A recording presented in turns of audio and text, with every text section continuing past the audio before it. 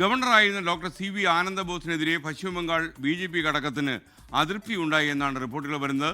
സംസ്ഥാന സർക്കാരിന്റെ നയങ്ങളെ ഗവർണർ അനുകൂലിച്ചെന്നാണ് ആക്ഷേപമുയരുന്നത്. മമതാ ബാനർജിക്കെതിരായ നീക്കങ്ങളുടെ മുനയൊടിച്ചെന്നും പരാതിയുണ്ട്. ബംഗാൾ ഗവർണർ സ്ഥാനം രാജിവെച്ച സി.വി. ആനന്ദബോസ് എന്ന് വിശദീകരണം നൽകാൻ സാധ്യതയുണ്ട്.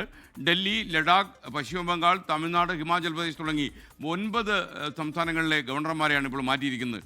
കേരള ഗവർണർ രാജേന്ദ്ര വിശ്വനാഥ് ആർലേക്കർക്ക് തമിഴ്നാടിൻ്റെ അധിക ചുമതല കൂടി കിട്ടിയിട്ടുണ്ട്.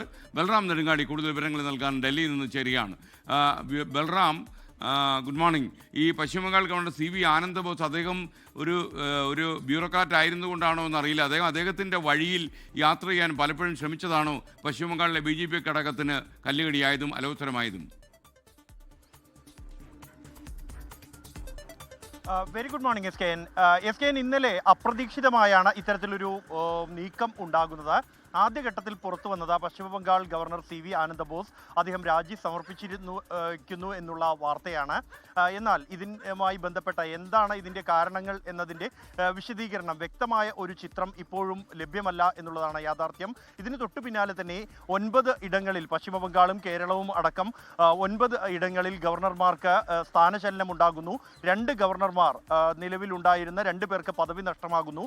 അതിലൊന്ന് സി.വി. ആനന്ദബോസാണ്, മറ്റൊന്ന് മുൻ കേരള ഗവർണർ കൂടിയായ ബീഹാർ ഗവർണർ ആരിഫ് മുഹമ്മദ് ഖാനാണ്. ഇവർ 2 പേരും യഥാർത്ഥത്തിൽ പ്രതിപക്ഷം ഭരിക്കുന്ന സംസ്ഥാനങ്ങളിലെ ഗവർണർമാരായി ആ സംസ്ഥാന സർക്കാരുകളുമായി ഏറ്റുമുട്ടിയിരുന്ന ആളുകളാണ് എന്നുള്ളതുമാണ് ശ്രദ്ധേയം.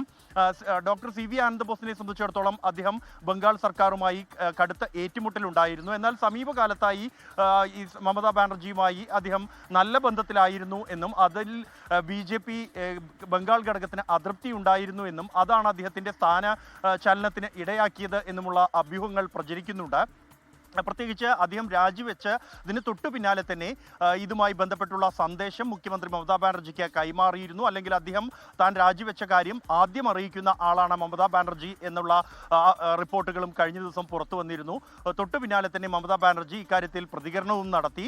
ഇതെല്ലാം തന്നെയാണ് അഭ്യൂഹങ്ങൾക്ക് ശക്തി പകരുന്നതും. എന്തായാലും രാജിക്കിടയാക്കിയ കാരണം അത് സി.വി. ആനന്ദബോസ് തന്നെ വിശദീകരിക്കുമെന്നാണ് പ്രതീക്ഷിക്കുന്നത്. സി.വി. ആനന്ദബോസും ഒപ്പം തന്നെ ആരിഫ് മുഹമ്മദ് ഖാനും മാധ്യമങ്ങളുമായും നല്ല സൗഹാർദ്ദം, നല്ല ബന്ധം കാത്തു സൂക്ഷിക്കുന്ന 2 ഗവർണർമാരായിരുന്നു. അതുകൊണ്ട് തന്നെ എന്താണ് ഇത്തരത്തിലൊരു രാജിക്ക് ഇടയാക്കിയത് അപ്രതീക്ഷിതമായി എന്നുള്ളതുമായി ബന്ധപ്പെട്ടുള്ള വിശദീകരണം ഇരുവരിൽ നിന്നും ഉണ്ടാകും എന്നാണ് പ്രതീക്ഷിക്കുന്നത്. ഇന്ന് തന്നെ അതുമായി ബന്ധപ്പെട്ടുള്ള പ്രതികരണം ഉണ്ടാവും. സി.വി. ആനന്ദബോസ് ഡൽഹിയിൽ തന്നെ തുടരുകയാണ്. ലോകത്തെവിടെയായാലും ഏത് സമയത്തും 24 വാർത്തകളും ഓഗ്മെന്റഡ് റിയാലിറ്റി പാക്കേജുകളും എക്സ്പ്ലെയിനറുകളും വിശദമായി കാണാൻ ഞങ്ങളുടെ യൂട്യൂബ് ചാനൽ നിങ്ങൾക്ക് സബ്സ്ക്രൈബ് ചെയ്യാം.